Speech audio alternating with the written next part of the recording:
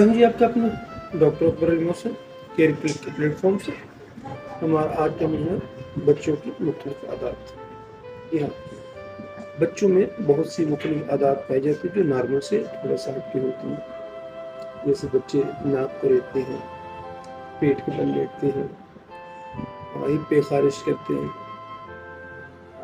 चिड़चिड़े हो जाते हैं, कहानी मानते हैं, गुस्सा बहुत करते हैं, बात करते हैं, चीज़ें उठा के फेंक देते हैं। इस तरह की बहुत सी आदतें जो नॉर्मल में नहीं होती लेकिन बच्चों में, कुछ बच्चों में बदहजातन पाई जाती हैं। उनकी बहुत सी वजूहात भी होती हैं, उनमें कुछ डेफिशिएंसीज होती हैं जिसमें आयरन, कैल्शियम, जिंक, फास्फोरस वगैरह कुछ जिसम में कम हो जाती है, कुछ पेट के कीड़े वगैरह होते हैं, कुछ वैसे मिजाजी कैफियत उनकी ऐसी होती है।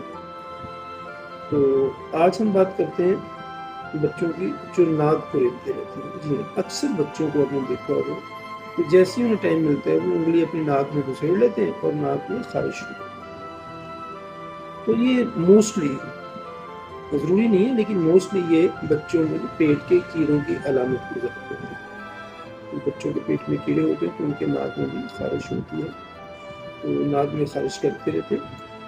होम्योपैथी में इसके लिए जो सबसे पहली और अच्छी दवाई है, जो मेरा मामूली मतलब भी है, वो है सिना। हाँ जी, सिना 3x से लेके 30 तक बड़ा अच्छा रिजल्ट देती है और ये मेरी मामूली मतलब है और विदिन अ फ्यू डेज अफाका हो जाता है। मिलते हैं जी किसी और वीडियो में किसी और के साथ, फिर मिलेंगे।